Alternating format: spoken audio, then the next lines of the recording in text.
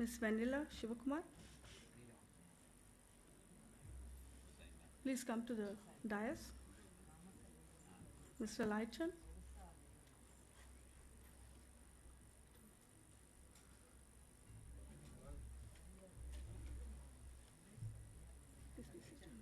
Laichan.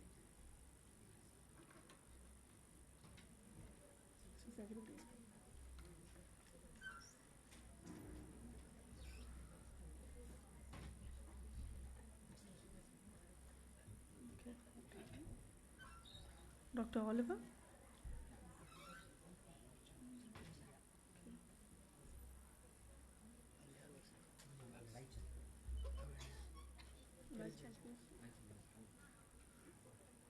Okay.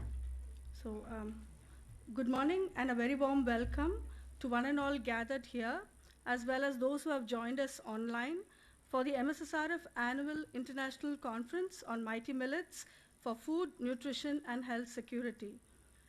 Let us all now stand for the Tamil Thai World.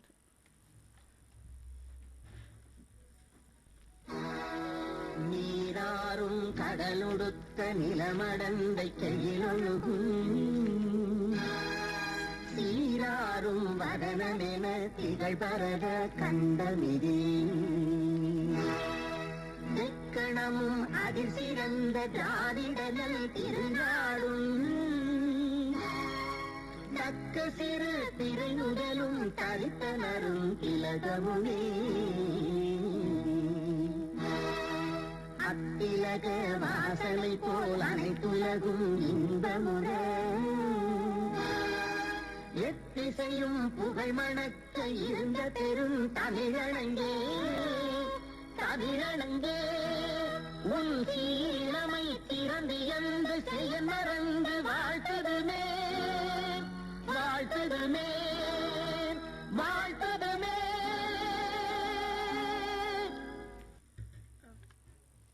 Continue standing, please. We'll have the invocation now by Ms. Amrita Murli.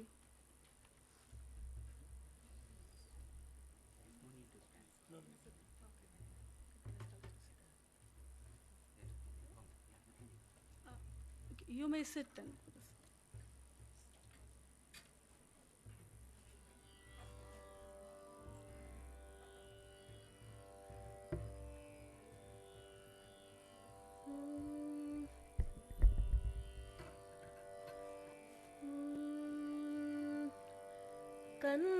கண்ணலும் தேனும் கனியும் இன்பாலும் கண்ணலும் தேனும் கனியும் இன்பாலும் கதலியும் சென்னலும் நல்கும் கதலியும் சென்னலும் நல்கும் எக்காலும் உன்னத ஆரிய உன்னத ஆரிய நாடெங்கள் நாடே உன்னத ஆரிய நாடெங்கள் நாடே ஓதுவோம் இதே எமக்கில்லை ஈடே கதலியும் சென்னலும் நல்கும் எக்காலமும் உன்னத ஆரிய நாடுங்கள் நாடே ஓதுவோம் இதே எமக்கில்லை ஈடே எமக்கில்லை ஈடே எமக்கில்லை ஈடே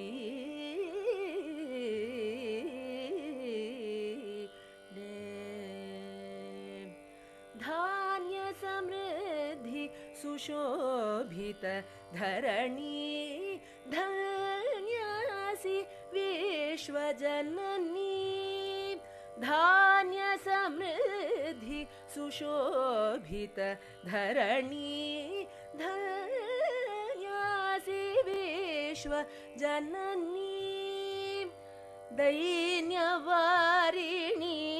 पुष्टिकारिणी दैन्यवारिणी पुष्टिकारिणी दिव्यत्व प्रदायिनी शुभद्रव्यमयी आनन्दिनी अतिभव्य जीवन विधायिनी सकल धान्य समृद्धि सुशोभित धरणी धन्यासि विश्वजननी यवको द्रव रागी यवको द्रव रागी यवको द्रव रागी यवको द्रव रागी प्रियंगु श्यामक यवको द्रव रागी प्रियंगु श्यामकाद्यखिल शिवद श्रेष्ठ सस्य शालिनी शिवद श्रेष्ठ सस्य शालिनी भवतारिणी भगवर्धिनी शिवद श्रेष्ठ सस्य शालिनी भवतारिणी भगवर्धिनी धान्य समृद्धि सुशोभित धरणी धन्यासि विश्वजननी धान्य समृद्धि सुशोभित धरणी धन्यासि विश्वजननी धन्यासि विश्वजननी धन्यासि विश्वजननी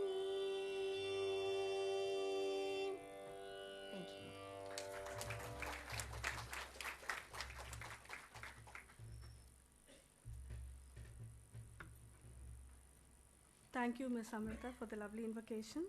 We'd like to offer you a small gift as a token of our appreciation, please.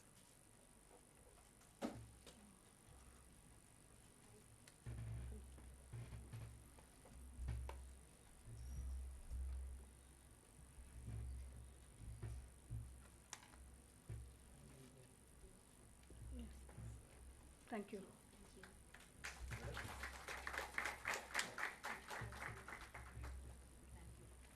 Now invite Dr. Swaminathan, Chairperson MSSRF, to give the welcome address.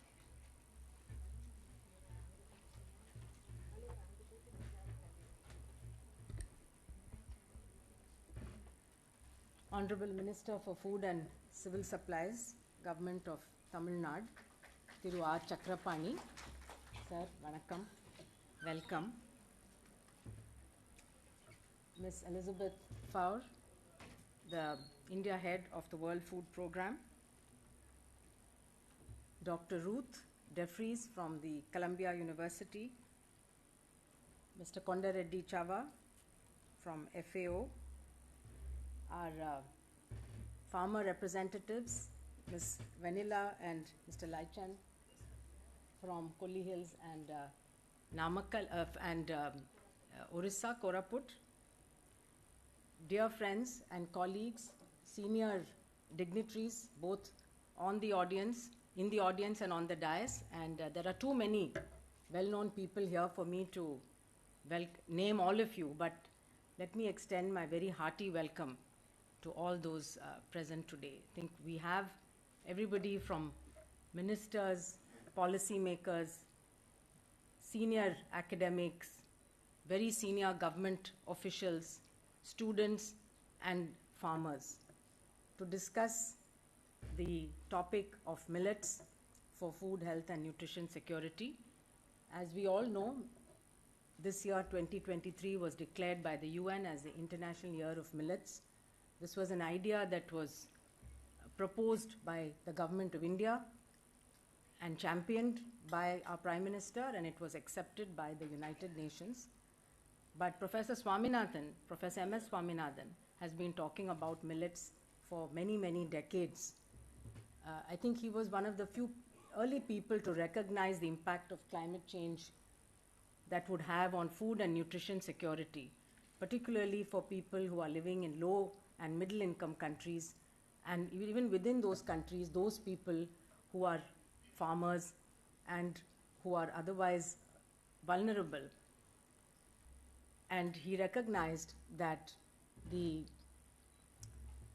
need to diversify our cropping patterns, and particularly with millets that he named as nutri-cereals, because from the last 200 years or so, millets were part of our traditional Indian diet very much, and part of traditional diets of many communities around the world. But over the last decades, they have been replaced mainly by rice, wheat, and maize, which are the three major crops that the world relies on today. And many people started referring to millets as coarse cereals because they were eaten by rural people, even though they are very good for health. And so the whole terminology of coarse cereals, and also the reference in many languages that millets have to animals, it makes it sound as if this food is not for humans but for people who can't get other types of food. And so gradually millets got replaced from our food systems. But Professor Swaminathan named them as nutri-cereals, and to change the perception of millets, not as coarse cereals but as nutri-cereals, and also as climate-smart cereals. So I think today there is a much greater recognition about the importance of millets, both from the point of view of environmental and ecological sustainability. They consume less water. They are able to grow in even in very hot and drought-like conditions, but also for the nutrition content that they have, which is superior to some of the other cereals that all of us are eating. So over the course of the next 3 days, we will be discussing many different aspects from research in millets and their properties to perspectives of farmers, as well as to how millets can be made more acceptable and palatable and create a demand. So we also have a chef's panel tomorrow evening, where chefs from many different hotels and restaurants will be discussing about how they have used millets in an imaginative way. And we will also have a public forum this evening at the CLRI auditorium, and the topic there is One Health. So it is not exactly related only to millets, but it is in a way the theme that we are working on in the foundation, which from the beginning has addressed the SDGs, the Sustainable Development Goals, in a very holistic manner, where we cannot separate human health from plant health and animal health, as well as the health of the water, the air, etc. So again, there is a lot of, today there is a lot of discussion because of the pandemic, because we know that we have disturbed the ecosystem around us so much that we are at risk of all kinds of threats, biological threats and natural disasters. But I think the work of this foundation has been focused on adaptation and resilience to climate change, both from new scientific discoveries in biotechnology, working at the level of the genes, but also working at the level of crops with farmers in a participatory way to find new ways of sustaining our nutrition security for the future. So this evening we will have specialists from the medical side, from the agriculture side, also from the veterinary, to really discuss for the general public in a easy to understand way how India in particular should approach this whole concept of One Health in the context of the changing climate. So I would like to really express my gratitude, firstly to all of you who have come here and who will be participating, and many people will be arriving later on today, and because this conference will go over the next 3 days, I invite you all to visit the exhibition after it's been inaugurated by the Honorable Minister. We will be releasing our annual report today also at the Honorable Minister will do that, and we will have a very special function this afternoon where we will recognize 22 grassroots knowledge workers, farmers, entrepreneurs, innovators who have contributed to this field. They will be inducted as fellows of the National Jamshedji Tata National Virtual Academy, again an academy that was begun by Professor Swaminathan about 15 or 16 years ago to recognize the contribution of grassroots workers, those who are usually unrecognized by scientific academies. So it was a very new concept, and I'm delighted that we have Dr. Trilochan Mahapatra and Dr. Achilendra Reddy today to do the honors for our grassroots knowledge workers who will be inducted into the academy, and I hope we will revive that academy again. This year we are focusing on those who have contributed to Millets, but there are already about 1,300 fellows of the academy who have been inducted over the last many years. And so it's a very, my father's dream was to have 2 knowledge workers in every village. So if you say we have over 600,000 villages, you can imagine if you had 1.5 million grassroots workers who were sharing their knowledge through this network, then we could really start changing things on the ground. So I think we will recommit ourselves to that vision. And finally, I would really like to thank my team. You can see that this kind of conference requires a lot of preparation, a lot of very hard work, and there are many members of the staff who have not slept for many days, I think, in trying to organize this conference. So I thank you all. We have staff from all of our centers, Chennai, Wayanad, Koraput, Pumpuhar, as well as other sites in Andhra Pradesh, Pondicherry, Tamil Nadu, and so on. So many thanks to all of the team who has worked really hard to put this together, and to all the well-wishers, the donors, and the trustees of this foundation, on whose good wishes actually we continue to strive to do better and better. Thank you very much. Namaskar.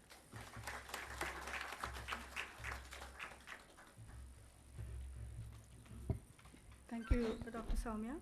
We'll now have the MSSRF annual report presentation by Dr. G.N. Hariharan, Executive Director, MSSRF.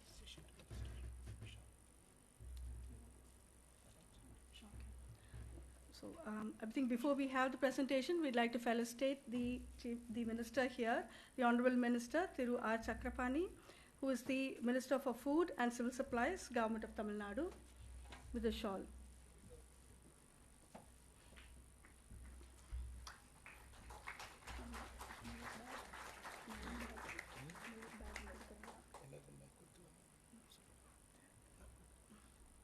So we can also felicitate the other guests here. We have a little token of Millets kit for everybody, so we'd like to also give that.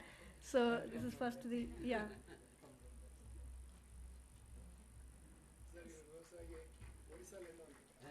Yes. Dr. Lighton?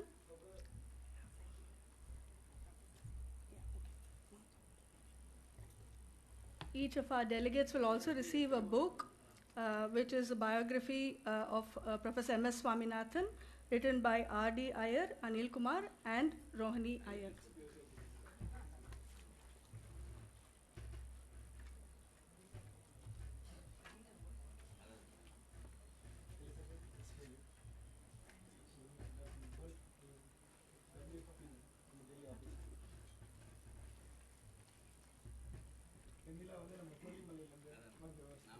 Namakkal district.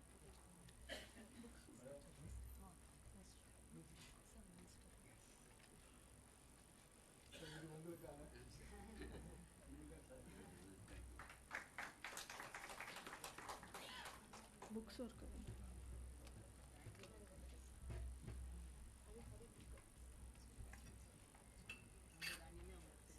books also, sir. Sorry. Make the presentation. Yeah. Okay, you come.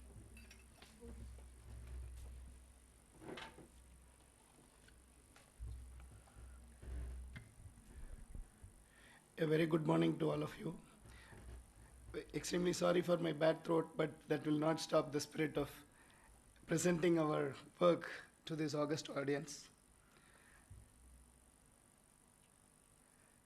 Honorable Minister, last time when you visited us, you mentioned about your procurement of millets in Dharmaburi for the distribution of to the PDS in the state.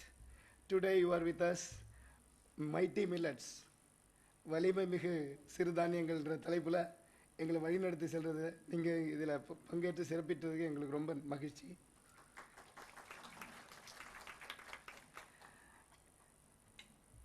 இந்த ஆண்டின் எங்களுடைய நிறுவனத்தினுடைய ஆண்டு அறிக்கையை நான் இப்போ வந்து வாசிக்கிறேன். Can I have the slides, please?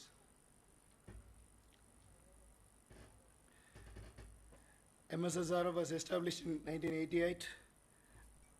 Professor received the World Food Prize in the previous year, and that money he used to set this institution as a not-for-profit organization recognized by the Council of Scientific and Industrial Research, Government of India as R&D organization. It is DSIR, Ministry of Finance for Exemption of Contribution of Income Tax Act, and Ministry of Home Affairs to receive funds for doing research with the FCRA certification and all.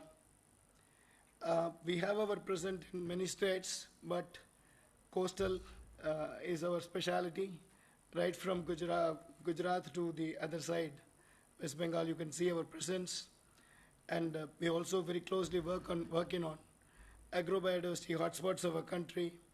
And we also have smaller programs happening in Rajasthan, Madhya Pradesh, and other states.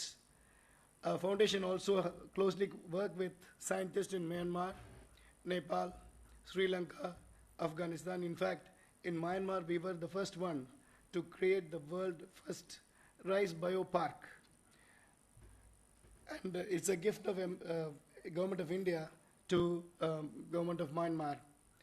When it comes to foundation's program area, I try to summarize the work of 235 people spread across 43 locations in the country. And with respect to coastal systems research, around 1,400 hectares of mangrove forest area increased in Tamil Nadu between 2008 and 2018. But this year, we focus more on non-mangrove plantations in the Andhra Pradesh and Tamil Nadu coast. And we also piloted the seagrass restoration, vulnerability assessment to sea level rise in Muthapet mangrove wetland. The Fish for All Research Center at Pumpahar released a voluntary code of practice for sustainable harvesting of flower shrimp on Park Bay. This happened in Rameshwaram, where more than 250 fishermen participated, and our FFMA is now registered with 13,814 new users this year. And we also got awarded the CBBO under the Pradhan Mantri scheme for promoting fish farmer producer organization in fisher sector. This is one of the very important milestone.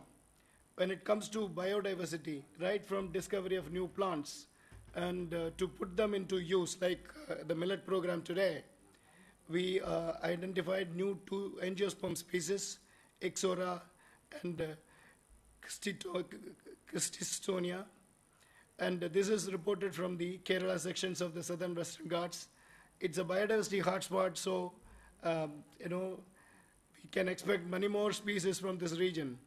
But in all these things, we work very closely with the tribal farm families and women groups who also received the recognition for the contribution of their conservation of genetic resources. In Kollimalai, our FPO, Capcol, procured products from 325 tribal farmers, one of them is here, and facilitated selling them for 6.66 lakhs and the net return of 2 lakhs. That is the achievement of a rural FPO happening in Collie Hills. Provision of quality seeds is another very important forte, and farm machinery helped to increase millet productivity by 47.11% compared to the conservation practices in Koraput. When it comes to biotechnology, our focus is to improve varieties which can tolerate salinity, so that in the future, when our coastal lands are going to be affected by sea level rise, we will have necessary material in our hand to plant all these things and still maintain the food security. From that perspective, we now apply very novel tools like CRISPR-Cas9 and all, so that the end product will be without any new transgene, but our own material will be in a position to provide good growth. Here again, we looked at the specific genes of Oryza coctata and the advantageous root emergence seedlings. Root is the system where it is going to interact with the plants, and that is where we started. Thank you.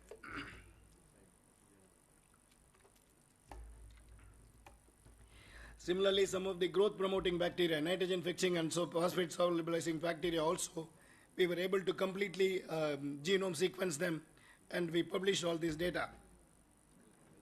In the ecotechnology program, there are several things listed, but a farmer-led seed production value chain model for black gram, groundnut, and paddy was demonstrated by an FPO. This is a very important model. From simple cereal cultivation to multiple cropping system is going to help us to improve the food security at the same time the nutrition security. Around 1.98 lakh farmers gained access to information, knowledge, resources, and skills to improve agriculture production through digital tools. A cadre of 100 plant health monitors, these are all grassroots level workers, and around 40% of them are women, who was created to advise farmers on plant health, technical guiding to states and one union territory. Operationalizing GS-based water resource conservation is also happening with the foundation, in the foundation, and around 60 to 62% of women have adopted climate adaptation technologies and practices because of our close interaction at the rural level. And this is at the grassroots, so we proudly say this is a social impact. In the program area, agriculture, nutrition, and health, mostly happening in our Wayanad Center and Koraput, 22 millet processing units were established to reduce the drudgery of women. Millet the kuthra periya problem. So we established this millet processing mission, so that at the village level, this is the dream of Mahatma Gandhi also, when things are happening, first consumer should be the village. So we established these things in the villages, and 204 farmers and 10 volunteers trained to strengthen the local food system. Today, when they talk about nutrition security, the systems approaches, food system approach is gaining importance, and 170 nutri gardens were established in Odisha and Wayanad. 4 model nutri gardens were also promoted. How we can really bring in nutrition awareness with that of bringing all the crops together. With respect to climate change, this is one of our key programs. Here, our equity monitor tell the world how the consumption patterns are happening and how we have to address issues so that we can bring in equity in the global scale. Similarly, estimating carbon footprint of field crop production using national and regional life cycle analysis approach is also providing us very good data, so that policymakers can understand what we need to be promoted and how we have to shape up the future. Modeling the impact of aridification on paddy cultivation in Kaveri Delta using high-resolution satellite imagery data. This is a program where we use AI with Google Analytics data and so on to understand how the Kaveri Delta's aridification is happening. When it comes to communication, again, we have now a good presence in the social media. 3 important activities I wanted to really bring in. This year, we established the archives of the key papers and correspondence of Professor M.S. Swaminathan in NCBS Bangalore. And these papers now, if you log in, you can request them to share some of the information with everyone so that many of his papers will be available globally to understand the visionary thinking of this person at the very early stage. And the Swaminathan Media Fellowship for Gender and Development was awarded in recognition of Madam's contribution to women, childcare, gender and development. 3 new people will be presenting their data later in this particular program. We also, work with the grassroots level workers to train in the form of a workshop to train them on climate smart agriculture technologies, especially in the Assam region. And another two more slides. Science education, we have a very unique program called Every Child a Scientist Initiative. This year alone, we really provided training to more than 300 children, both in Chennai and as well as in the Pumpuhar of our center. Sooner, this program will also get his footprint in Namakkal, Gayanad, and also in Koraput. There are, the key achievements. There are 3 students received their PhD, around 22 international publications, 3 national publications. We are proud to say our Fish for All Research Center, Dr. Velbidi, received the Women Connect Challenge Award. And this is jointly given by Reliance Foundation and USAID. And in the photograph, you can see her. Similarly, our work also received recognition as the Best External Collaboration and Partnership Category Award by the University of Reading, UK. And thank you very much for this opportunity. I conclude here. Thank you very much for patient listening.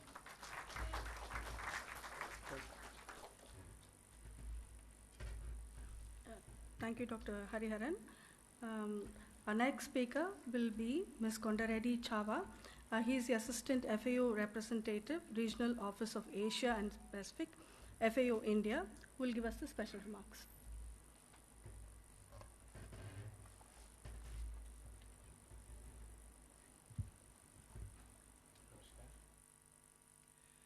Honorable Minister, Food and Civil Supplies, Government of Tamil Nadu, honorable attendees, distinguished delegates, farmer representatives, ladies and gentlemen. It gives me a great pleasure to address you today and provide a few remarks at this important international conference on behalf of FAO. Championed by the Government of India and with the unequivocal support of FAO and its member nations, the year 2023 was declared as the International Year of Millets at the 75th session of the United Nations General Assembly in March 2021. International Year of Millets 2023 reflects a strong commitment by India towards combating food insecurity and malnutrition, and a firm showing of India's leadership in promoting millets, one of the world's important yet underutilized food sources. Last December, at the official launch of the International Year of Millets 2023 at the FAO headquarters in Rome, the FAO Director General characterized the initiative as a unique opportunity to direct policy attention to millets' nutritional and health benefits, promote its sustainable production, stimulate demand, and galvanize interest in millet among producers, processors, and consumers. Millets are traditional staple crops in semi-arid and dry lands of Africa and Asia. Globally, millets are cultivated in over 93 countries, and over 90 million people in Africa and Asia depend on these crops for their diets. Millets provide food and water security to the dryland agricultural communities. They are the most secure crops to small farmers, as they are hardest, resilient, and climate-adaptable crops in harsh and drought environments.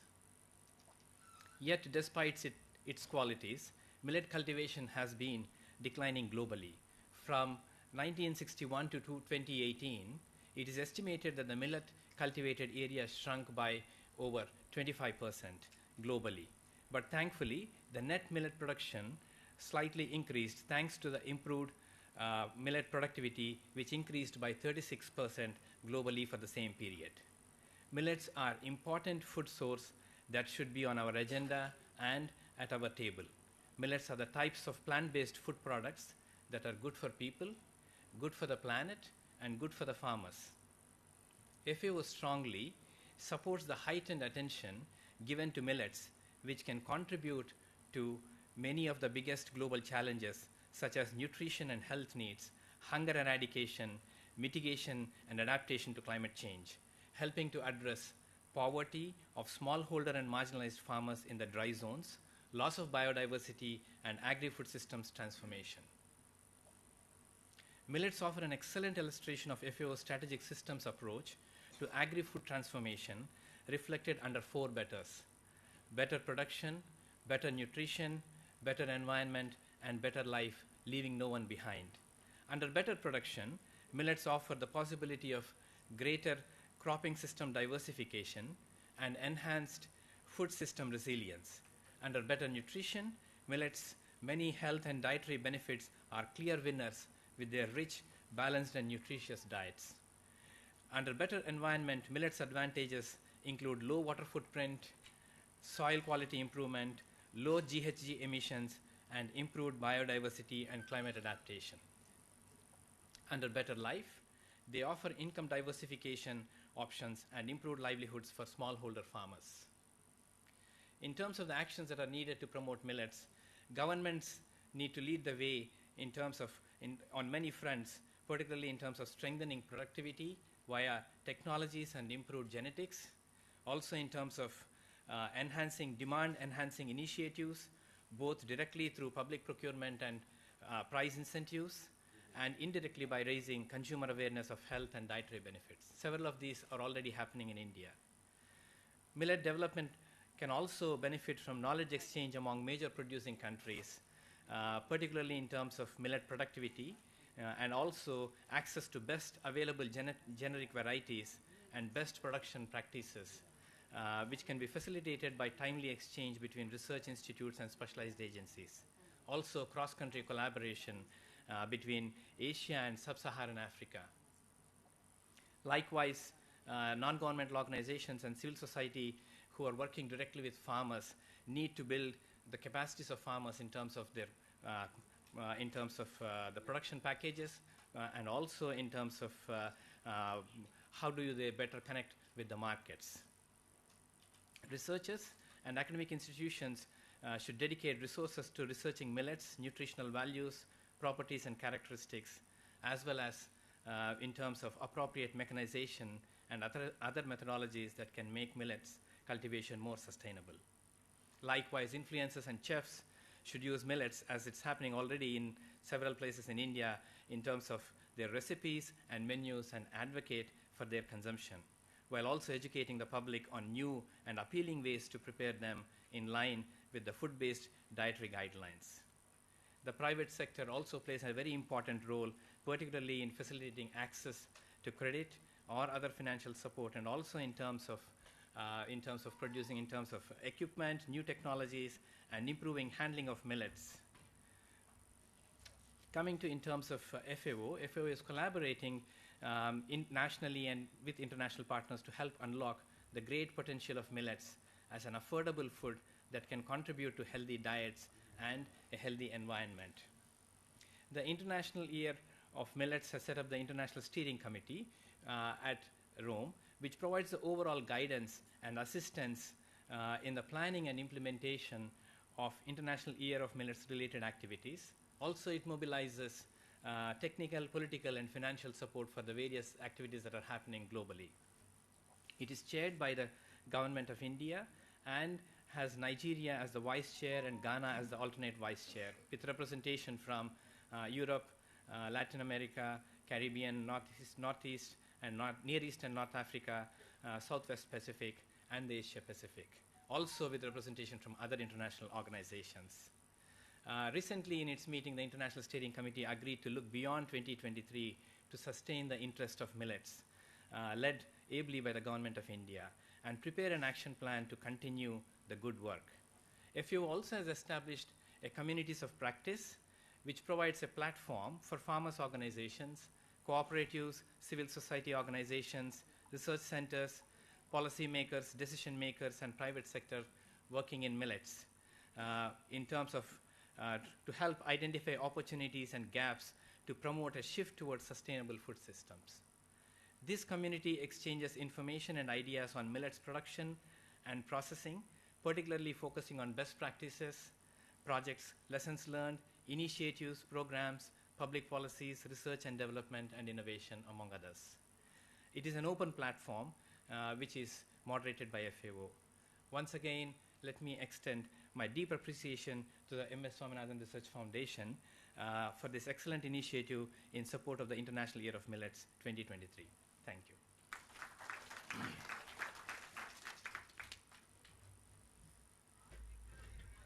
Thank you, Mr. Chava. We now invite Dr. Ruth D. Fries, Professor, Ecology and Sustainable Development, Columbia University, New York, to give us a special address. Namaskar, Honorable Minister, esteemed colleagues, delegates.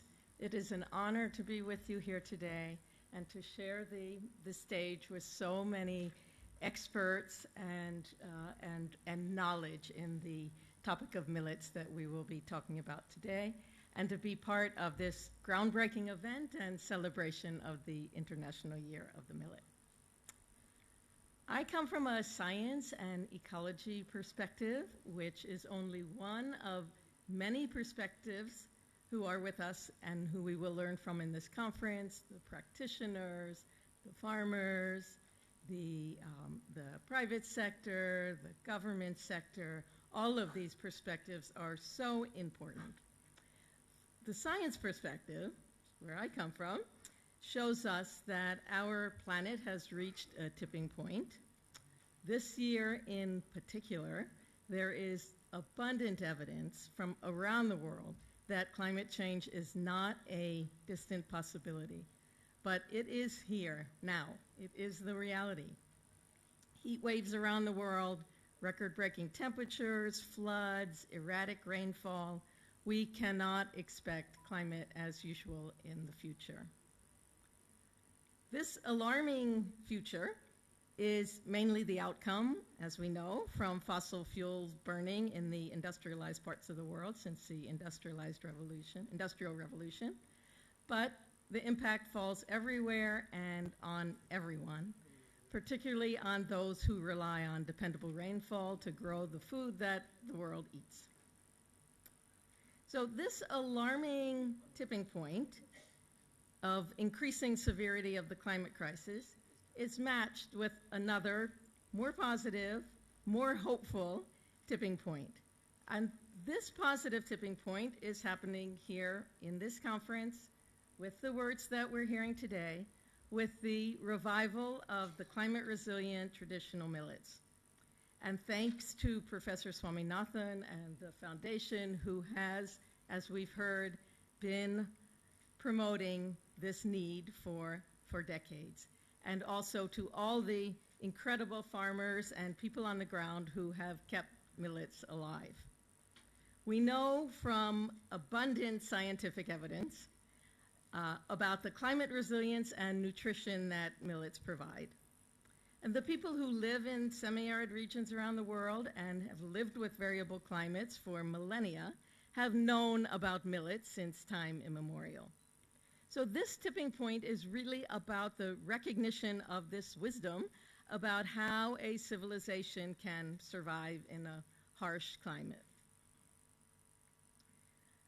So while we can get despondent about the reality of climate change and climbing emissions, one can be very hopeful about this tipping point that is leading to a millet revival. But we cannot be too complacent. There are many challenges and many barriers to making a millet revival a reality. Improved yields, processing, reduced drudgery, market chains, value-added products, food habits, all of the issues that will be discussed at this conference. So there is a lot of work to do. And I am so honored to have a very small part in this work, particularly on the ground where I work in the Central Indian Highlands, working with the Reliance Foundation and with other partners to revive millets in the region. Their work is of particular importance because this region is a remaining stronghold for the small millets, for kodo and kutki. These are the millets that are truly native to India, having been domesticated from wild grasses within India many thousands of years ago. So the genetic diversity harbored in the region and the knowledge of the farmers about how to cultivate these millets is a treasure for the entire world. We all know, as we've heard, that millets have been slipping away from what farmers grow and what people eat with the dominance of rice and wheat systems. The Central Indian Highlands is no exception to this whittling away of millets over the last decades. With the efforts of Reliance Foundation and others to improve production, improve the value for farmers to grow and consume kodo and kutki, improve market chains, there is hope to overcome these barriers and challenges. A tipping point towards a millet revival in this region and other regions around the country promises to bring more climate resilience, more nutrition, more income for farmers, and a positive path to the future. We've had several decades to learn from the Green Revolution, which has achieved the mind-boggling, amazing achievement of having food production outpace population growth, an incredible achievement. But today we can clearly see that the emphasis on water-demanding rice and wheat that have served the country so well to alleviate food shortages and famine in the past are no longer sustainable in all parts of the country with the future climate. So there is much to learn from the past decades. We've learned about the value of keeping genetic diversity alive to maintain options in the genetic stock for breeding traits that are so relevant for the future, pest resilience, drought tolerance, salinity, and so forth. We've learned about the need to enable equitable access to benefits through affordable inputs and access to markets for everyone. And we've learned, and Professor Swaminathan has been such a leader in this, is learning about the importance of nutrition and micronutrients, not only calories, as a primary goal. So the millet revival that we're discussing here over these days is the next step in the long learning process about how humanity can feed itself from the planet's bounty. So while alarm bells ring about the tipping points in the climate system, which is causing so much disruption, all efforts by the biggest emitters of greenhouse gases to reduce their emissions is imperative. At the same time, the positive tipping point facilitated by the International Year of the Millets and work from all of you here and from this conference is keeping the genetic heritage and the knowledge alive and is doing no less than safeguarding humanity's future in these troubling times. So it is an honor to be with you here today, and I look forward to learning with you over the next few days and to learning from so many different perspectives that are here in this conference. Thank you. Namaskar. Thank you, Dr. DeFries. We'll next have Ms. Elizabeth Faure. She's the representative and the country director of UN World Food Program in India. Dr. Faure.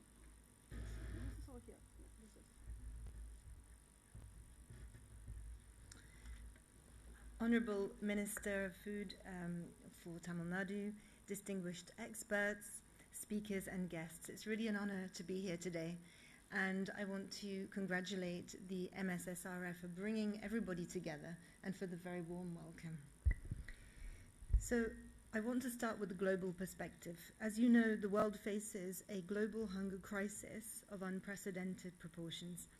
In just 2 years, the number of people facing or at risk of acute food insecurity increased from 135 million in 35 countries, in 53 countries, pre-pandemic, to 345 million in 79 countries in 2023. This is fueled by conflict, climate shocks, COVID-19, and the crisis is escalating as the war in Ukraine drives up the cost of food. Millions of people are struggling to put food on the table and are being driven closer to starvation in a storm of staggering proportions. So we are at a critical crossroads. We need to rise to the challenge of meeting people's needs immediately, while at the same time supporting programs that build the long-term resilience and diversified diets. So in the context of the current discussion, millets can emerge as a powerful weapon in the war against global hunger. And to ensure food security of the growing global population, diversifying grain production is absolutely key. Currently, 4 crops, wheat, rice, maize, and soybean, provide 2/3 of the world's food supply, and consumer bias against millets started during the Green Revolution, where the promotion of wheat and rice led to a neglect of ancient grains such as millet. So in today's world, we face 2 significant obstacles: climate change and food insecurity, which are of course interlinked. And millets can address a range of challenges, as we've already heard from previous speakers: malnutrition, poor health, climate change, fragile livelihoods of smallholder farmers, and particularly those in the dry and arid zones. So I would like to extend my heartfelt congratulations to the Government of India for taking global leadership in promoting the full potential of millets. As a result of India's advocacy, the UN General Assembly unanimously adopted the resolution to designate this year as the International Year of Millets. It's crucial to also emphasize the Millets and Other Ancient Grains International Research Initiative, or Maharashi, which has been proposed by the government as part of its G20 presidency. The objective of that initiative is to promote research collaborations for millets and other ancient grains during this International Year of the Millet. So other speakers have covered a broad spectrum of important subjects, and I just wanted to focus on a few aspects of the millet ecosystem, which is being strengthened by the Indian government and the World Food Programme in India. The promotion of millet in India acquires significance as it holds promise for addressing the triple burden of malnutrition, which, as we know, is obesity, underweight, as well as micronutrient deficiencies. To help reduce iron deficiency anemia, which is a major problem in India, people can replace some quantity of rice and wheat in the diet with bajra or ragi, for example, since these millet varieties have the highest iron content, as far as we know. Consumers know that millets are healthy, but few understand the micronutrient content of those different strains of millets.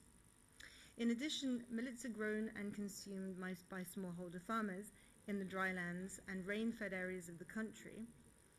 And speaking at the Global Millets Conference, the Indian Prime Minister said millet will bring income to small farmers, solve issues of food security, curb lifestyle diseases, and help in climate change resilience. And the PM said that the global branding of millets should help India's 2.4 crore small and marginal farmers who are dependent on these crops. As the leading producer of numerous types of millet, India has developed an enabling environment for promoting this crop from farm to fork, and these experiences have brought together a range of stakeholders. And these achievements need to be documented and shared widely. For instance, the World Food Programme partners with the Odisha Millets Mission, which has made huge advances in this area. The program focuses on reviving of the millet farming, the integration of millets into the public distribution system and the midday meal scheme, and support women's empowerment and inclusion whilst fostering collaboration between stakeholders. So the experiences gained from Odisha and from other parts of the country, of course, can be applied not only within India but also abroad. And to that end, the World Food Programme is supporting in a number of areas, including South-South and triangular cooperation. So these efforts are expanding our opportunities for sharing best practices with other countries. And I believe that the World Food Programme can leverage its international presence in over 110 countries to facilitate study visits, expert deployments, demonstration sites, peer coaching networks, technology transfer, and policy dialogue, amongst other things. So I would like to close with 4 reflections. The first one is that it's important for advocacy efforts to be balanced. Millet is a climate-resilient crop that supports dietary diversity. As such, it may not necessarily be advisable to replace rice entirely with millet, but rather increase the share of millet in the diet. Millets accounted for about 25% of staple foods in India in the early 1970s. So some reintroduction of millets to this extent could be one way. The second reflection, it's important to avoid millets becoming a trend only for the wealthy urban populations. Increasing awareness about millet as a nutritious crop without increasing production risks shifting millet consumption from poor to rich. And poorer households have been eating less and less millet over the past 20 years, lowest amongst all the expenditure classes, in fact. This is a worrying trend since lower income groups are the ones who need the nutrients the most. So a positive step would be to gradually incorporate millet into India's nationwide food-based safety nets, such as the TPDS. Thirdly, there is great scope to increase Indian exports of millets. According to the Union Ministry of Agriculture and Farmers' Welfare, even though India is among the top 5 global exporters, only 1% of total production is exported. So boosting the exports of millet grains and products could significantly impact global food security. And last of all, let's focus on gender and inclusion. Women, especially from tribal populations, make a significant contribution to millet production. And the journey of mainstreaming millet must also be one of empowering women. Women are actively engaged at every stage, from farm to fork. Furthermore, innovation with women in mind can help reduce the drudgery involved in farming and processing of these crops. And given that chronic hunger disproportionately affects women and girls across the world, the emphasis on women is crucial. Thank you very much.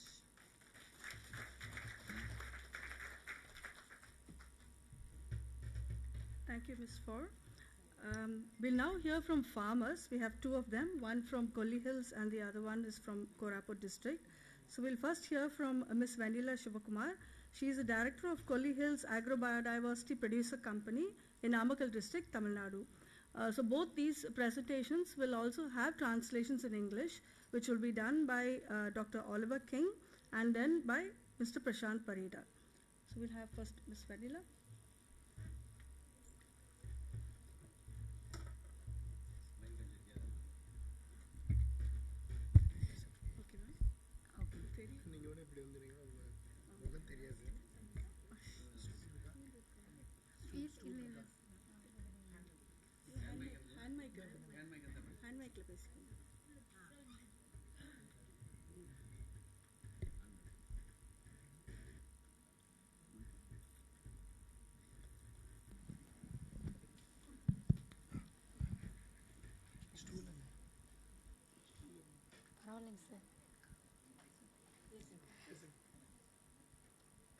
தனி ஒரு மனிதனுக்கு உணவில்லை எனில் இந்த ஜகத்தினை அழித்திடுவோம் என்ற பாரதியின் வரிக்கு இணங்க ஐயா அவர்களை வணங்கி நான் பேச தொடங்குகிறேன். என்னுடைய பேர் வெண்ணிலா. ஆலத்தூர் நாடு, கொல்லிமலை, நாமக்கல் மாவட்டத்திலிருந்து இங்கு வந்துள்ளேன். எங்கள் பகுதியில் விவசாயிகளை எல்லாம் ஒருங்கிணைச்சு விதை வங்கிகளை சுவாமிநாதன் நிறுவனத்தின் மூலமாக அமைச்சிருக்கோம்.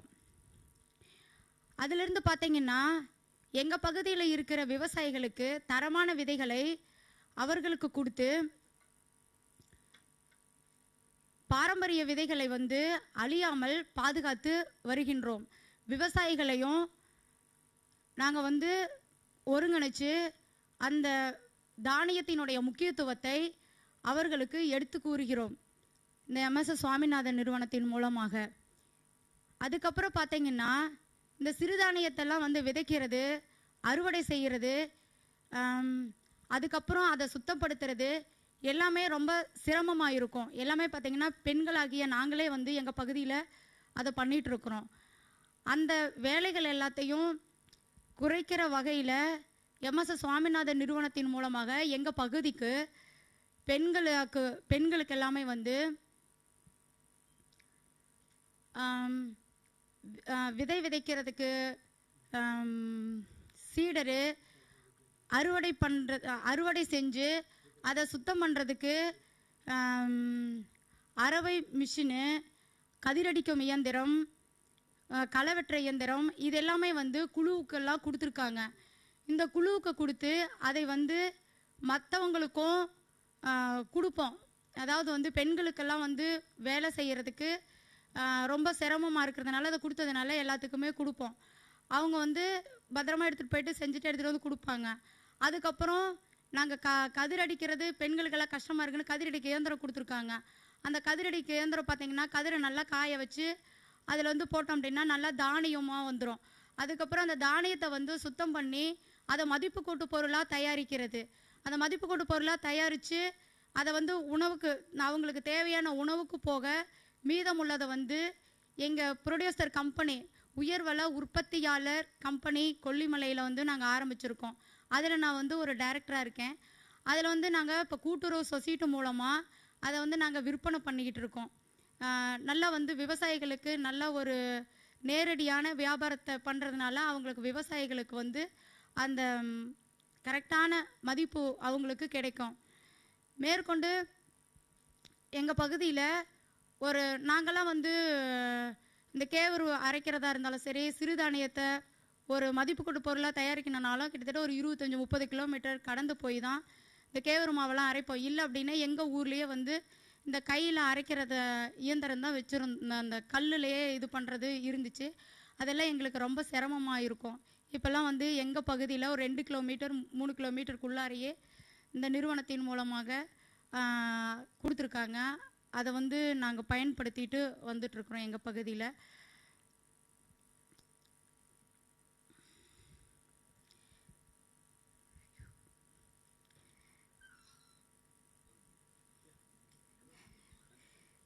எனக்கு பேச வாய்ப்பளித்தமைக்கு ரொம்ப நன்றி கூறி விடைபெறுகிறேன். நன்றி, வணக்கம்.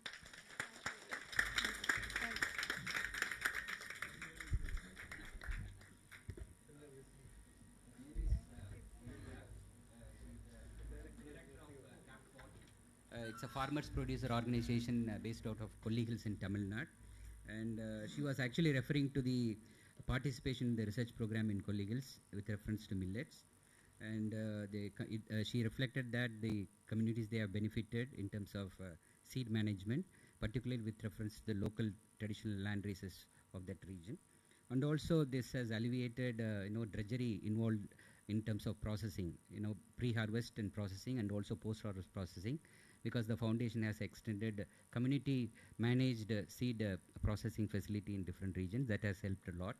The third one she referred to that is that after value addition, if there are surplus, then that is also leading to markets.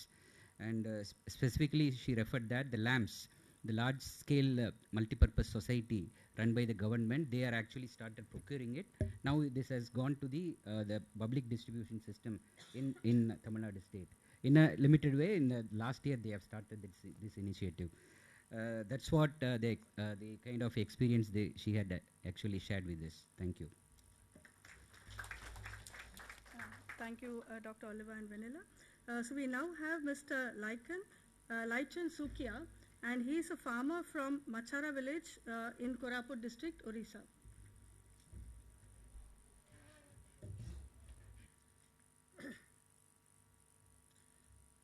मोर ना हूँ लैचन सुखिया मो गाँव हूँ माछरा उमरी पंचायत कोरापुट मोर जिला कोरापुट ओडिशा मु आसी ହେଲେ ଆଜ୍ଞା ଆମେ ମାଣ୍ଡିଆରେ ଏମିତି ମାଣ୍ଡିଆ ମାନେ କରୁଥିଲେ ଦାଦି ନାନୀ ସବୁ ଯେତେ ଆମର ବାପା ମାନେ କରି କରି ଚାଲୁଥିଲେ ସେତେବେଳକୁ ମାଣ୍ଡିଆ ମାନେ ଉଣା ଉଣା ହେଉଥିଲା। ଏବେ ଆମର ସ୍ୱାମୀନାଥ ବାବୁ ମାନେ ଆସିକି ଆମ କୋରାପୁଟ ଜିଲ୍ଲାକୁ କୋରାପୁଟ ଜୟପୁର ମାଲକାନଗିରିକୁ ସବୁକୁ ଶିଖାଇଲେ ଯେ କେମିତିକି ଗୋଟେ ବସ୍ତା ହେବା ଜାଗାରେ ଯେମିତିକି 3 ବସ୍ତା ଲେଖାଏଁ ମାଣ୍ଡିଆ ହେଉଛି। କିନ୍ତୁ ଏବେ ଯେମିତି ବେନିଫିଟ୍ ପାଉଛୁ ଯେ ଆମ କୋରାପୁଟ ଏରିଆକୁ ସ୍ୱାମୀନାଥ ବାବୁ ଆସିଲାରୁ ମାଣ୍ଡିଆ ଟିକେ ଅଧିକ ଅମଳ ହେଉଛି। କୋରାପୁଟ ଜିଲ୍ଲାରେ ଏବେ ଯେମିତିକି ଧାନ ଗଛ ମୁଁ କହିପାରିବି ନାହିଁ, ମାଣ୍ଡିଆ ଗଛ ପୁରା ହଲି ଯାଉଛି। କୋରାପୁଟ ଯେଉଁଠି ଦେଖିବ ମାଣ୍ଡିଆ ଗଛ ହଲି ଯାଉଛି ଆମର ସ୍ୱାମୀନାଥ ବାବୁ ଆସିଲାରୁ। ଆଗରେ ହେଉଥିଲା ଏମିତି ଛୋଟ ଛୋଟ ହେଇକିନା କେଡ଼େ ହେଉଥିଲା ଏଡ଼େ ଏଡ଼େ ହେଉଥିଲା। ଏବେ ନେଇକି ଯେତେ ଆମେ SMI ଲଗାଉଛୁ ଲାଇନ୍ ସାଇନ୍ସ ଲଗାଉଛୁ ସେଥିପାଇଁ ବୋଲି ବଡ଼ ବଡ଼ କେଡ଼ ହେଉଛି। ବଡ଼ ବଡ଼ କେଡ଼କୁ ମାଇ କେଡ଼କୁ କାଟିକିରି ତାକୁ କେମିତି କରୁଛୁ ବୋଲେ ମାଇ କେଡ଼ କାଟି ଦେଇକିନା ଆମେ ଅମଳ କରିକିନା ଆମେ ବିହନ ଆକାରରେ ବିକୁଛୁ।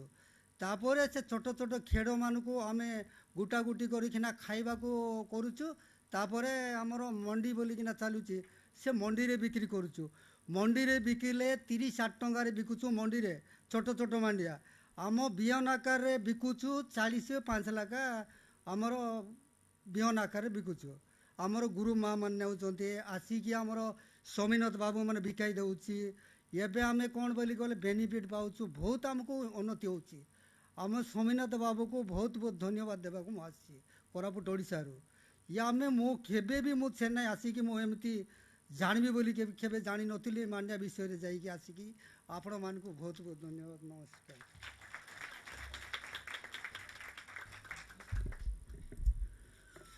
So his name is Laichan Sukia from Machra village, Koraput, Odisha. He is expressing that he is a millet farmer and he learned millet farming from his father and grandfather, and he his old age from since old age the farming system was followed in millets traditionally, but the yield was very less, maximum 1 to 2 quintals per acre. But after interventions from MS Swaminathan Research Foundation, the farmers learnt the new technologies like system of millet intensification and line transplanting, and also good agricultural practices. After following those technologies, the yield is enhanced and they are getting good yield, and entire Koraput region is covered with millets. So lots of land are under millets cultivation, and after that the procurement system in Odisha in Mandi, they are getting benefit from that. They are selling they are produced in Mandi and they are getting good price. At present the MSP is 3,646 rupees per quintal. So this is the benefits they are getting from millet cultivation with the help of MS Swaminathan Research Foundation. So he thanked MS Swaminathan Research Foundation for the effort they have taken. Thank you.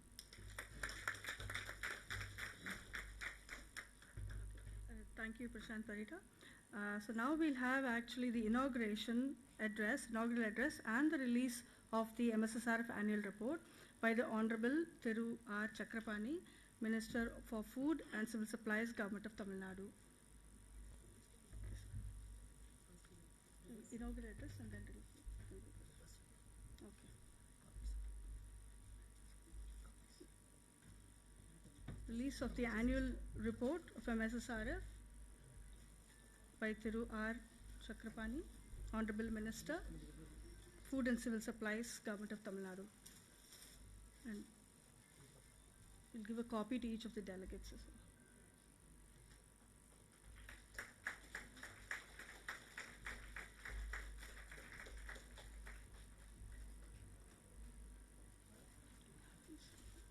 Stand for a photo opportunity.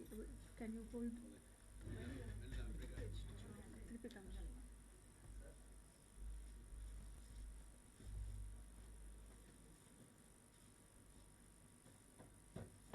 Thank you very much. Sir, we invite you to give the inaugural address, sir, please.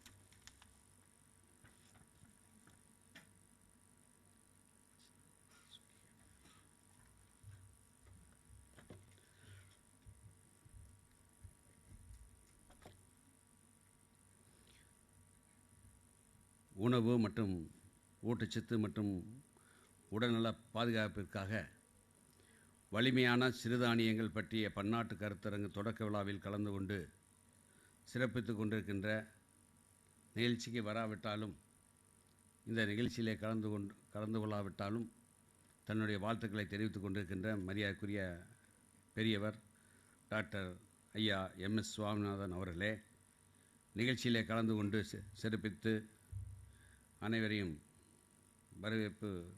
வரவேற்று மகிழ்ந்திருக்கின்ற மரியாதைக்குரிய MS Swaminathan ஆராய்ச்சி மையத்தின் பெருந்தலைவர் மரியாதைக்குரிய doctor Swaminathan அவர்களே, MS Swaminathan ஆராய்ச்சி மையத்தின் ஆண்டறிக்கையை வாசித்த செயல் இயக்குனர் டாக்டர் ஹரிஹரன் அவர்களே, சிறப்பு குறிப்புகள் வழங்கிய ஆசிய மற்றும் பசிபிக் பிராந்திய இந்திய உணவு மற்றும் விவசாய அமைப்பின் உதவி பிரதிநிதி திரு குண்டா ரெட்டி சோவா அவர்களே, நியூயார்க் கொலம்பியா பல்கலைக்கழக சுற்றுச்சூழல் மற்றும் நிலைத்த வளர்ச்சித் துறையின் பேராசிரியர் மரியாதைக்குரிய டாக்டர் ரூத் டெப்ரைஸ் அவர்களே,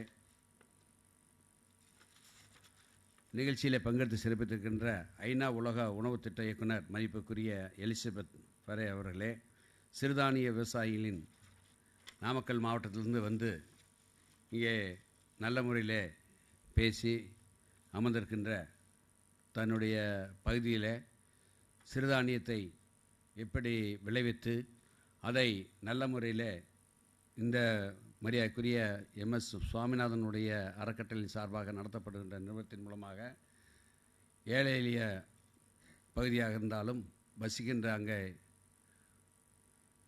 நாமக்கல்லிருந்து கொல்லிமலை என்பது மலைப்பகுதி, அந்த பகுதியிலே விவசாயம் செய்து சிறுதானியத்தை ஊக்குவித்து அதை பற்றி நல்ல முறையில் இங்கே எடுத்து கூறி அமர்ந்திருக்கின்ற விவசாயி மரியாதைக்குரிய சகோதரி திருமதி வெண்ணிலா சிவகுமார் அவர்களே, ஒரிசா மாநிலத்திலிருந்து வரி புரிந்து நமது நிறுவனத்தினுடைய செயல்பாடுகளை பற்றியும் இதன் மூலமாக அங்கே உற்பத்தி செய்கின்ற பொருளுக்கு நல்ல மதிப்பு கூட்டு விலை கிடைக்கின்ற வகையிலே நல்ல முறையில் அதை விரிவாக எடுத்து கூறி அமர்ந்திருக்கின்ற ஒரிசாவிலிருந்து வரி புரிந்திருக்கின்ற விவசாயி மரியாதைக்குரிய லைச்சன் சுகியா அவர்களே, நன்றியுரை ஆற்ற இருக்கின்ற பல்லுயிர் பெருக்க இயக்குனர் மரியாதைக்குரிய டாக்டர் இஸ்ரேல் ஆலிவர் கிங் அவர்களே, மற்றும் இந்த நிகழ்ச்சியில் பங்கெடுத்திருக்கின்ற பல்வேறு பகுதியிலிருந்து வரி வந்திருக்கின்ற விவசாய பெருமக்களே, பல்வேறு அறிஞர் பெருமக்களே, பல்வேறு நாடுகளிலிருந்து வரி வந்திருக்கின்ற அறிஞர் பெருமக்களே,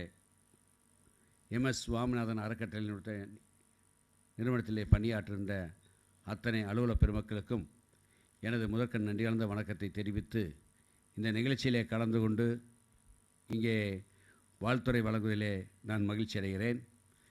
சென்ற முறை இதே மாதிரி இங்கே ஒரு நிகழ்ச்சி நடத்தப்பட்டு அதில் நானும் அன்றைக்கு எங்களுடைய துறையினுடைய செயலராக இருந்து பணியாற்றிய மரியாதைக்குரிய தமிழக அரசின் கூடுதல் தலைமைச் செயலாளர் ராதாகிருஷ்ணன் அவர்களும் நானும் வந்து இங்கே உரையாற்றினோம். அந்த வகையில் இந்த மறுபடியும் இந்த நிகழ்ச்சியில் பங்கேற்க வேண்டும் என்பதற்கு வாய்ப்பு வழங்கிய எம்எஸ் சுவாமிநாதன் அறக்கட்டளை நிறுவனத்தினுடைய ஐயா அவர்களுக்கும் மரியாதைக்குரிய டாக்டர் சௌமியா அவர்களுக்கும் எனது மனமார்ந்த நன்றி இந்த நேரத்திலே நான் தெரிவிக்க கடமைப்பட்டிருக்கிறேன். குறிப்பாக ஐக்கிய நாடுகள் சபை இந்த ஆண்டு 2023ஆம் ஆண்டு சிறுதானிய ஆண்டாக அறிவித்து அதோடு மட்டுமில்லாமல் சிறுதானியங்கள் உணவுக்கும் சத்துக்கும் உணவு பாதுகாப்புக்கும் நிலைத்த வேளாண்மைக்கும் பயன்படுத்த வேண்டும் என்பதை அதன் நோக்கமாக வெளியிட்டுள்ளது. 1970ஆம் ஆண்டே பேராசிரியர் ஐயா அவர்கள் எம்எஸ் சுவாமிநாதன் அவர்களால் சிறுதானியங்களின் சிறப்புகளான சத்தும் வறட்சி தாங்கும் திறனும் எடுத்துரைக்கப்பட்டுள்ளது. சிறுதானியங்கள் பற்றிய அவரினுடைய தொலைநோக்கு பார்வை தற்போது செயலாக்கத்திற்கு வருகிறது. பேராசிரியர் எம்எஸ் சுவாமிநாதன் அவர்கள் 2011ஆம் ஆண்டு தேசிய உணவு பாதுகாப்பு சட்டத்தில் சிறுதானியங்கள் பொது விநியோக திட்டத்தில் பப்ளிக் சிஸ்டத்தில் சேர்க்க வேண்டும் என்று கூறியது இன்று நடைமுறைக்கு வந்துள்ளது. அவருக்கு இந்த நேரத்தில் என்னுடைய மனமார்ந்த நன்றியும் வணக்கத்தையும் நான் தெரிவிக்க கடமைப்பட்டுள்ளேன்.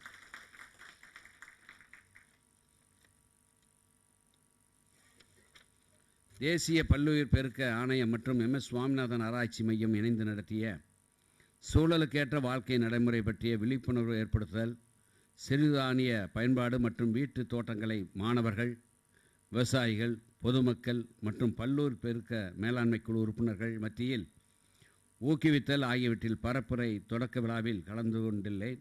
அப்போதே மரியாதைக்குரிய MS சுவாமிநாதன் ஆராய்ச்சி மையம் சிறுதானிய பயன்பாடு பற்றி பரப்புரையை தொடங்கிவிட்டார்கள். இன்றைக்கு உணவு சத்து மற்றும் உடல்நல பாதுகாப்புக்கு வலுவான சிறுதானியங்கள் என்ற தலைப்பில் நடைபெறும் பன்னாட்டு கருத்தரங்கு தொடக்க விழாவில் கலந்து கொண்டு கருத்தரங்கை தொடங்கி வைப்பதிலே மகிழ்ச்சி அடைகிறேன். இந்திய அரசும் தமிழ்நாடு அரசும் சிறுதானியங்களை பயன்படுத்தவும் அதன் பயன்களை பரப்பவும் பல்வேறு நடவடிக்கைகளை எடுத்து வருகிறது. குறிப்பாக தமிழ்நாட்டிலே அனைவருக்கும் உணவு என்ற நிலையை எய்தி அனைவருக்கும் பாதுகாப்பான உணவு என்ற நிலையை அடைந்து விட்டோம். அடுத்து அனைவருக்குமான சத்துணவு என்ற இலக்கை நோக்கி நாம் சென்று கொண்டிருக்கிறோம்.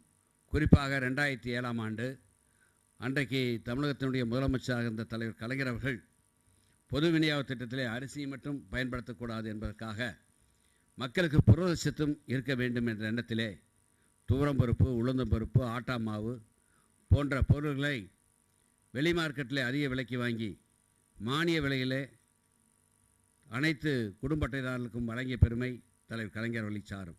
அது இன்று வரை நடைமுறையில் இருக்குது.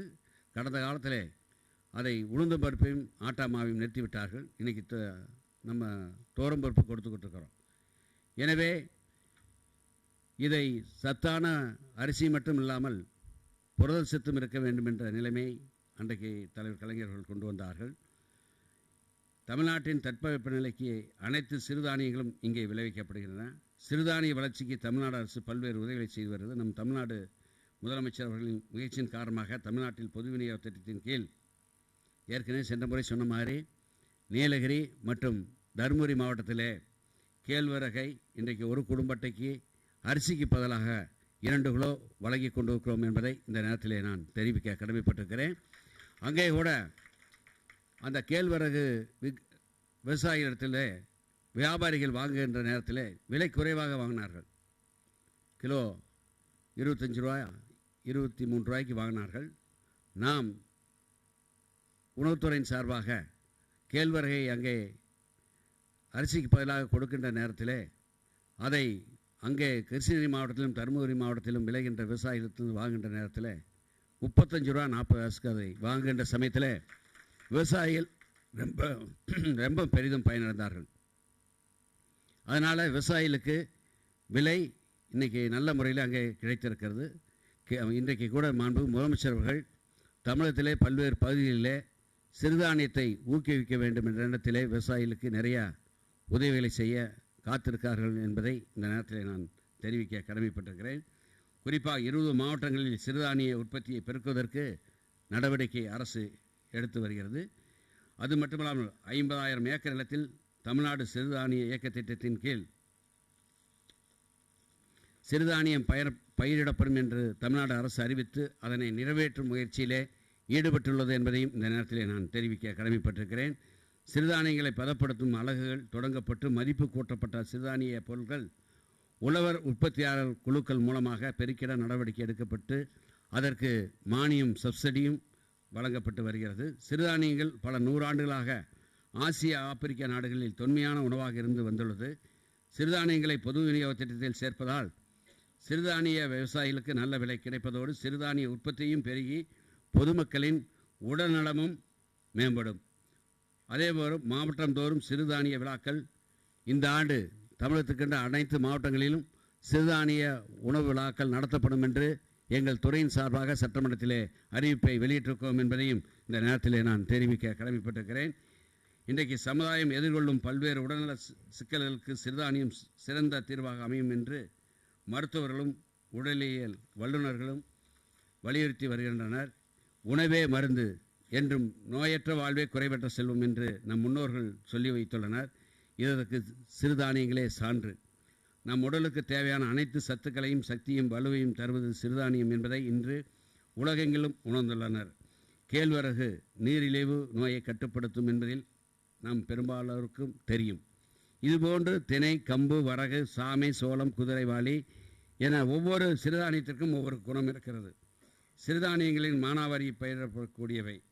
அவற்றில் புரதம் தாதுக்கள், நார்ச்சத்து ஆகியவை இருப்பதோடு அமிலத்தன்மையும் குறைக்கும் தன்மையும் உள்ளது. சுண்ணாம்பு, இரும்பு, பாஸ்பரஸ் போன்ற நுண்ணுற்ற சத்துக்கள் சிறுதானியங்கள் நிறைந்து காணப்படுகின்றன. மேலும் இவற்றில் பசையும் புரோட்டீன் இல்லை. நம் நாட்டில் இன்றைக்கு பெருமளவில் அதிகமாக கொண்டிருக்கும் நீரிழிவு நோய்க்கு மிகப்பெரிய மருந்தாக சிறுதானியங்கள் இருப்பதை மக்கள் புரிந்து கொள்ள தொடங்கியுள்ளனர். பழங்காலத்தில் அரிசிக்கு பதிலாக நம்ம எல்லாருமே சிறுதானியங்கள் தான் உண்டு வாழ்ந்தோம் முன்னோர்கள். ஆனால் அதை படிப்படியாக நாகரீகத்தின் உச்சத்தில் இருக்கின்ற காரணத்தால் சிறுதானியம் சாப்பிட்டால் அது நமக்கு ஏதோ இழிவு என்ற நிலைமை வந்த காரணத்தால் அரிசியை பயன்படுத்துகின்ற சூழ்நிலை வந்தது. இன்றைக்கி ஒரு ஐக்கிய நாடே இந்த ஆண்டு சிறுதானிய உணவை பயன்படுத்த வேண்டும் என்று அறிவித்த காரணத்தால் அதனால் இன்றைக்கு அதனுடைய மகிமை கூடியிருக்கிறது. பொதுமக்களும் இன்றைக்கு எல்லோரும் எல்லா பகுதியிலும் எங்கே பார்த்தாலும் சிறுதானியங்களை உணவிலே பயன்படுத்துகின்ற நிலைமை இன்றைக்கு ஏற்பட்டிருக்கிறது என்பதை இந்த நேரத்தில் நான் தெரிவித்துக் கொள்கிறேன். உலகளவில் சிறுதானியங்கள் முக்கியத்தை எடுத்துரைத்து சிறுதானியங்கள் பெருமளவில் வளர்த்து அவற்றை பயன்படுத்தி ஆரோக்கியமான வாழ்விற்கும் சிறப்பான சுற்றுச்சூழலுக்கும் வழிவகுத்திட இந்த பன்னாட்டு கருத்தரங்கு சென்னையில் இன்று முதல் 3 நாட்கள் நடைபெறுவது மிகுந்த மகிழ்ச்சியை தருகிறது. அவர்களை இந்த நிகழ்ச்சியை நடத்தியதற்கு மரியாதைக்குரிய ஐயா MS சுவாமிநாதன் அறக்கட்டளை சேர்ந்த அத்தனை பொறுப்பாளர்களுக்கும் மரியாதைக்குரிய டாக்டர் சௌமியா அவர்களுக்கும் எனது மனமார்ந்த பாராட்டுக்களையும் வாழ்த்துக்களையும் நன்றியும் இந்த நேரத்தில் நான் தெரிவிக்க கடமைப்பட்டிருக்கிறேன். மாண்புமிகு முதலமைச்சர் சார்பாகவும் நான் நன்றியை தெரிவிக்க கடமைப்பட்டிருக்கிறேன். சிறுதானியங்களுக்கான பன்னாட்டு கருத்தரங்கு வெற்றிகரமாக நடத்திட வாழ்த்துக்களையும் தெரிவித்து அன்றாடம் நம் உணவில் சிறுதானியம் இருப்பதை உறுதி செய்திட அனைத்து முயற்சிகளையும் எடுப்போம். அதற்கு அவர்கள் உறுதுணையாக இருக்கிறார்கள். நாம் அனைவரும் அவர்களே இணைந்து பணியாற்றுவோம் என்பதை தெரிவித்து இந்த நிகழ்ச்சியில் கலந்து கொண்ட வாய்ப்பை தந்த அனைவருக்கும் நன்றி தெரிவித்து விடைபெறுகிறேன். நன்றி, வணக்கம்.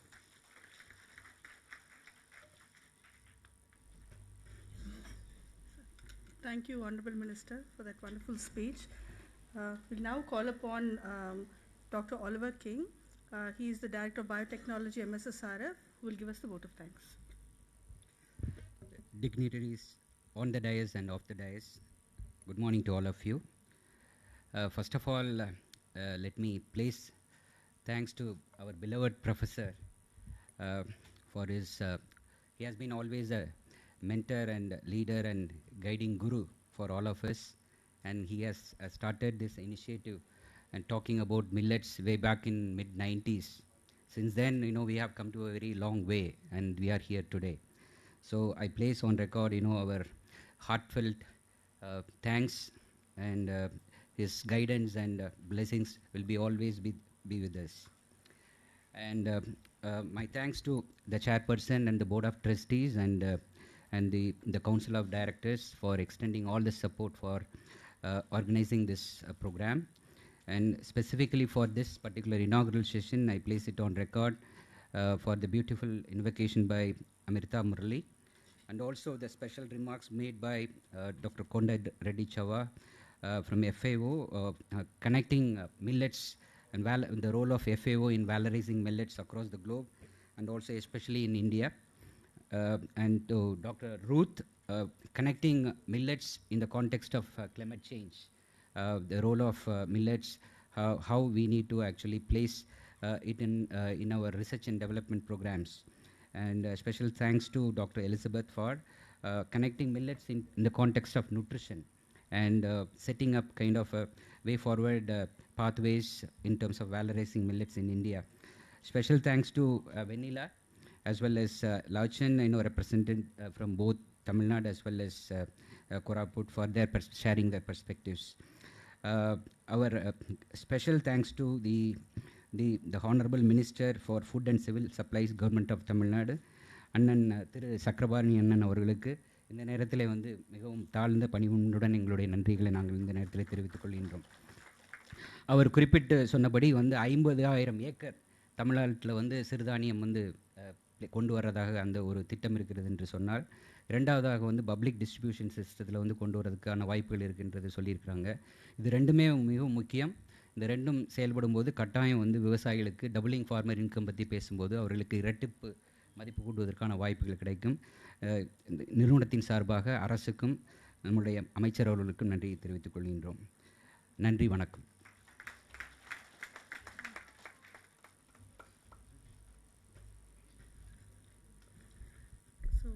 After this event, the Honorable Minister will also inaugurate the exhibition outside there at the pavilion. We request you all to join for the inauguration. Before that, let's stand for the national anthem, please.